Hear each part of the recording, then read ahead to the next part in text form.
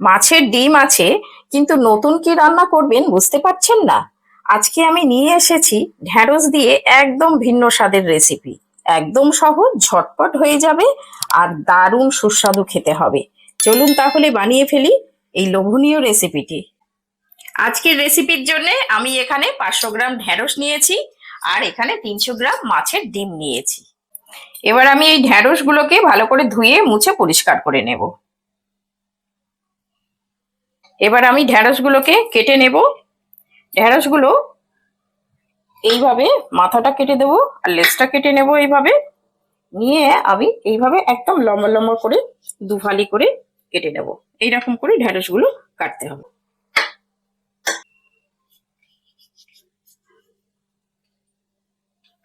আমি এইভাবে ঢ্যাঁড়সগুলোকে সবগুলো কেটে নিয়েছি। এখানে মাছের ডিমটা আমি ধুয়ে পরিষ্কার করে নিয়েছি। এবার এই মাছের ডিমটা একটু হাত দিয়ে আমি একটু ছাড়িয়ে নেব। আর এই মাছের ডিমের উপর এই যে পাতলা একটা আস্তরণ রয়েছে, এইটাকে চেষ্টা করব যে ফেলে দিতে। এইভাবে ছাড়িয়ে নেব। এই আস্তরণটা রান্নার সময় ভালো লাগবে না, তাই এইগুলোকে একটু ফেলে দেব। একটু দু হাত লাগাতে হবে। এই যে মাছের পাতলা যে আস্তরণটা আছে, এইটাকে এইভাবে টেনে বাদ দিয়ে দেব। এই যে মাছের যে পাতলা যে একটা আস্তরণ আছে, এইটাকে এইভাবে ছাড়িয়ে দেবো। এটা হচ্ছে মাছের ডিমের যে থলিটা হয়, সেই থলিটা এটা। এইটা যতটুকুনি পারবো এইভাবে ছাড়িয়ে এটাকে ফেলে দেব। এই যে এইভাবে করে ফেলে দিতে হবে। মাছের ডিমটা আমি পরিষ্কার করে নিয়েছি। এবার আমি এর মধ্যে হাফ চামচ লবণ দিয়ে দিচ্ছি। এই ডিমের পরিমাণে একটু লবণ দিয়ে দিলাম, আর অল্প একটু হলুদ গুঁড়ো দিয়ে দিচ্ছি। এখানে একটা লেবুর অর্ধেক নিয়েছি, এই অর্ধেক লেবুর রসটা আমি এর মধ্যে দিয়ে দেব। এই মাছের ডিমের মধ্যে এই লেবুর রস দিলাম কেন জানেন তো?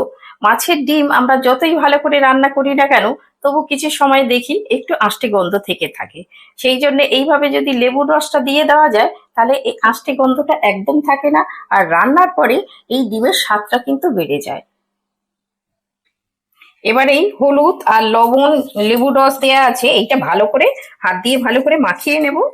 মাখিয়ে নিয়ে এটা আমি কিছুক্ষণের জন্য একটু ঢেকে রেখে দেব। এখানে দুটো মিডিয়াম সাইজের পেঁয়াজ নিয়েছি, এবার এগুলোকে কেটে নেব।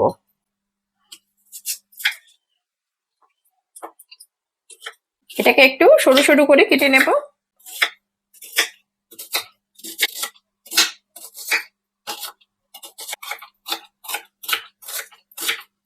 গ্যাসে আমি কড়া বসিয়ে দিয়েছি।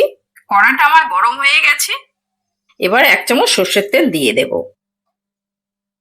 তেলটা গরম হয়ে গেছে। এবার কেটে রাখা ঢেঁড়সগুলো দিয়ে দেব। ঢেঁড়সগুলো হালকা করে ভেজে নেব। ঢেঁড়স ভেজে রান্না করলে এই ঢেঁড়সের যে হরহরে ভাবটা একদম কমে যায়। ঢেঁড়সটা আমার ভাজা হয়ে গেছে। এই দেখুন, এই রকম হালকা করে ভাজা হবে। এবার আমি একটা পাত্রে এই ঢেঁড়সগুলো তুলে নেব।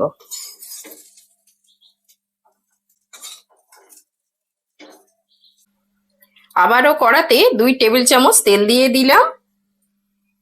এবারে মেখে রাখা মাছের ডিম দিয়ে ঝুড়ি ঝুড়ি করে ভেজে নেব। এটা খুন্তি দিয়ে ভালো করে নাড়তে হবে, আর খুন্তি দিয়ে এইভাবে একটু করে ভেঙে ভেঙে ঝুড়ি ঝুড়ি করে নিতে হবে। অনেকেই বলেন যে মাছের ডিম রান্না করার পরে নাকি শক্ত হয়ে যায়। আমি বলবো না, একদম হবে না। মাছের ডিম সবসময় হালকাভাবে ভাজতে হয়, আর হালকাভাবে ভাজলে তারপরে রান্নার পরে মাছের ডিমটা নরম থাকে। সবসময় চেষ্টা করবেন হালকা করে ভাজা। দেখুন, আমার এটা ভাজা হয়ে গেছে। আর দেখুন, এই রকম ঝুরঝুরে হবে, আর এই রকম হালকা করে ভাজা হবে। এবার একটা পাত্রে আমি তুলে নেব।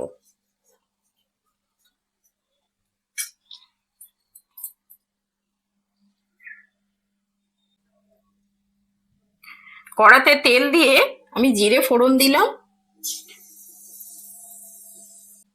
এবারে কেটে রাখা পেঁয়াজটা দিয়ে দেব। পেঁয়াজটা একটু হালকা করে ভেজে নেব।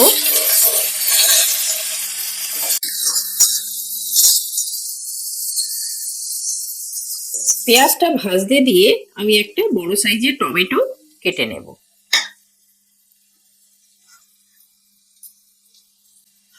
টমেটোটা একটু ছোট ছোট করে কাটতে হবে।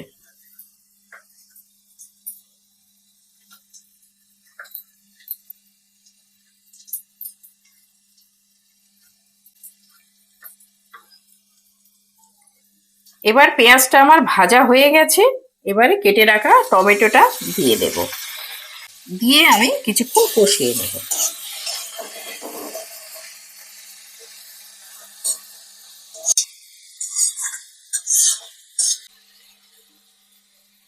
মাছের ডিমের রেসিপি তো আমরা অনেকভাবেই খেয়েছি, আজকের রেসিপিটা একটু অন্যরকম। সাধারণ কিছু উপকরণ দিয়ে যে এত ভালো একটা রেসিপি হতে পারে সেটা আপনারা না দেখলে বিশ্বাস করবেন না। আজকের এই রেসিপিটা যদি আপনাদের ভালো লেগে থাকে তাহলে রান্না বাংলা ব্লগ চ্যানেলটাকে সাবস্ক্রাইব করে পাশে থাকবেন। টমেটো গলে গেছে, এবার কিছুটা মশলা দেব। এখানে আদা বাটা দিলাম 1 চামচ, হলুদ গুঁড়ো 1/2 চামচ, জিরে গুঁড়ো 1/2 চামচ, আর ঝাল লঙ্কার গুঁড়ো 1/2 চামচ। এবারে কিছুটা জল দিয়ে ভালো করে কষিয়ে নেব। মশলাটা ভালো করে কষালে রান্নার স্বাদটা বাড়ে। মশলাটা আমার কষানো হয়ে গেছে।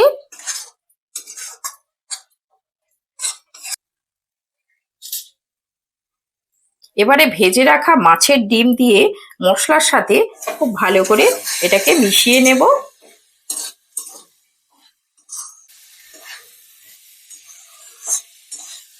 এবার ভেজে রাখা ঢেঁড়স আর পরিমাণ মতো লবণ দিয়ে আবারও ভালো করে মশলার সাথে মিশিয়ে নেব। আমি যেহেতু আগে ডিমের মধ্যে লবণ দিয়েছিলাম সেই বুঝে লবণের পরিমাণটা দিলাম।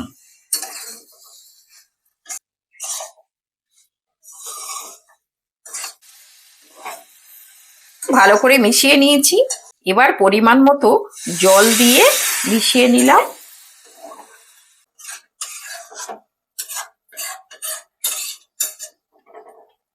এই চিনিটা দিলাম ঝালের ব্যালেন্সটাকে ঠিক করবে। এবার উপরে 4টে চেরা কাঁচা লঙ্কা দিয়ে ঢাকা দিয়ে দিলাম। ঢাকা দিয়ে 5 থেকে 6 মিনিট ফুটতে দেব। আমার বাড়ির সবাই মাছের ডিম খেতে খুব পছন্দ করে। আপনাদের মধ্যে কারা কারা মাছের ডিম খেতে পছন্দ করেন কমেন্টে অবশ্যই জানাবেন। 5-6 মিনিট হয়ে গেছে, এবার আমি ঢাকা খুলে নিলাম।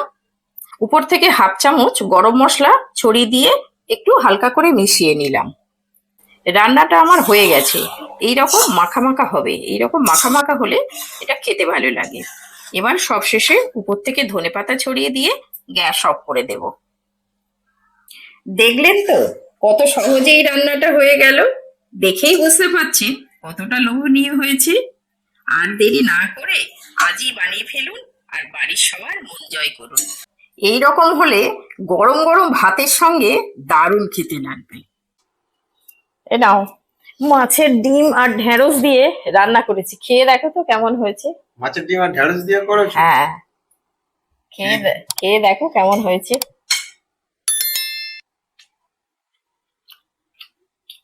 ভালো হয়েছে, ভালো হয়েছে। বেশ ভালো হয়েছে। ভাতের সাথে দারুণ লাগবে। হ্যাঁ, ভাতের সাথে দারুণ লাগবে। বাহ, ঢেঁড়সের সাথে খুব বেশ ভালো লাগে তো।